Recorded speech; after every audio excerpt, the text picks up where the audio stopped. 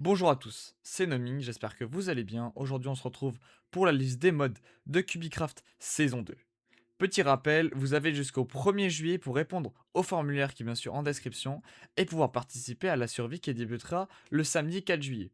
Je tiens aussi à vous dire qu'il faut bien sûr rejoindre le serveur Discord pour pouvoir être pris pour cette aventure. Dans la première partie de cette vidéo, je vais vous présenter les mods et dans une deuxième partie, Peebles vous expliquera les commandes pour les modes un peu plus complexes à comprendre. C'est parti. On va commencer par les modes connus, donc Create et Create New Age. Create qui est un mode de machine mécanique qui permet d'automatiser la production grâce aux engrenages, courroies et à l'énergie physique. Son extension New Age ajoute l'électricité et permet de créer des systèmes industriels encore plus avancés. Ensuite, on a Waston. Ce mode ajoute des pierres de téléportation permettant de voyager rapidement entre différents points déjà activés sur la carte. Ensuite, nous avons Paladins Fourniture.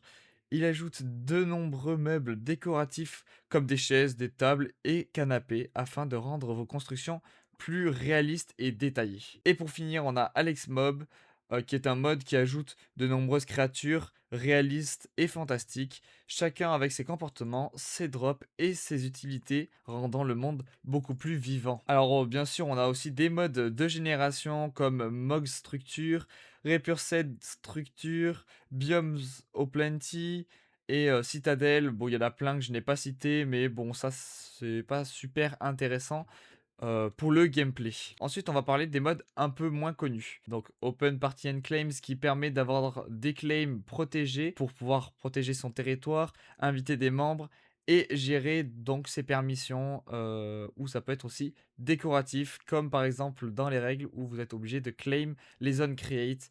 Mais ça, normalement, tout sera écrit dans les règles qui sera bien sûr aussi écrit dans le serveur Discord, n'hésitez pas à le rejoindre. Simple's Voice Chat, qui est quand même un mode très connu, qui ajoute un chat vocal de proximité qui permet de parler aux joueurs proches pour une expérience plus immersive. Caméra mode, ça ajoute une caméra permettant de prendre des photos en jeu, de la sauvegarder et de décorer ses constructions avec. Corpse, à la mort du joueur, un cadavre va apparaître et garder tout l'inventaire pour récupérer facilement ses objets. Simple Shop, ça permet de créer des boutiques entre joueurs pour acheter et vendre des objets via un système simple et sécurisé de blocs. Et pour finir, donc on a Starworm Economy and Market.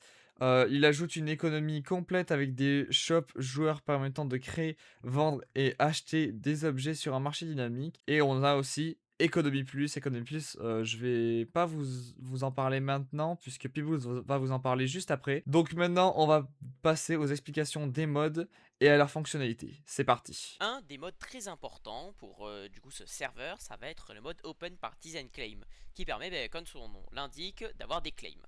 Alors pour cela, il faudra d'abord se rendre dans les contrôles, trouver donc la catégorie Open Parties and Claim, voilà. Et la seule touche qu'il va y avoir, c'est la plus importante. Donc vous mettez la touche que vous voulez, et ensuite quand vous appuierez dessus, vous pourrez paramétrer. Cette touche va vous permettre de configurer vos claims.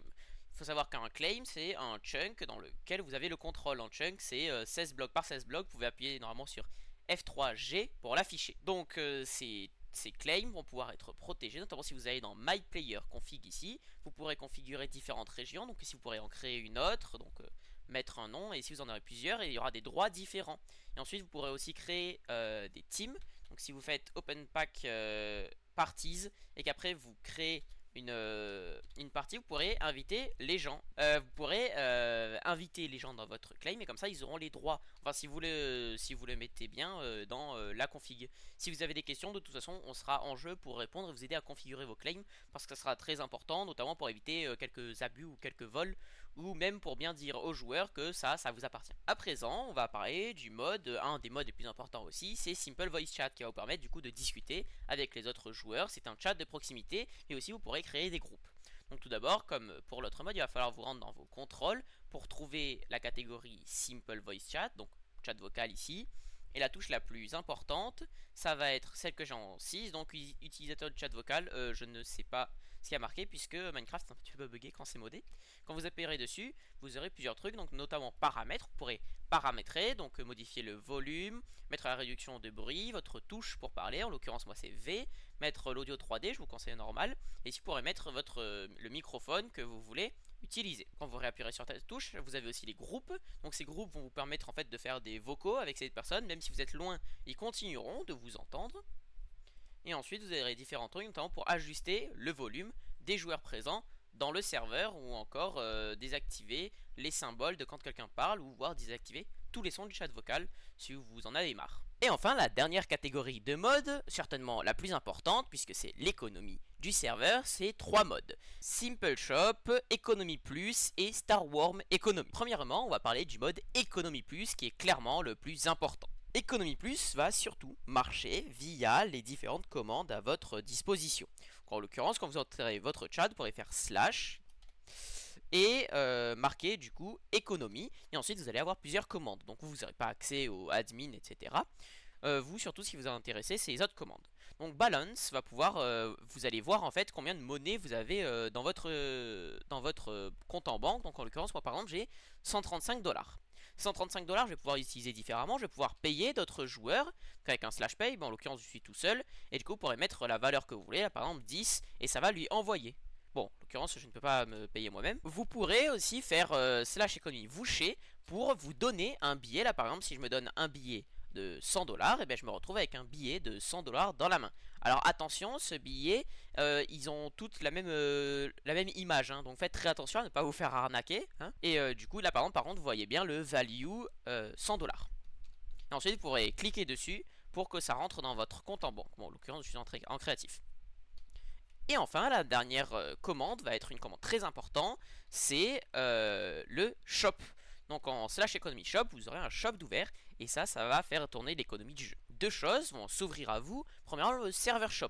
Donc ici, vous pourrez soit acheter des items qui sont vendus par le shop, donc en quantité illimitée, donc vous pouvez voir les valeurs actuellement, et ici vous pourrez vendre des items auprès du serveur en quantité illimitée aussi.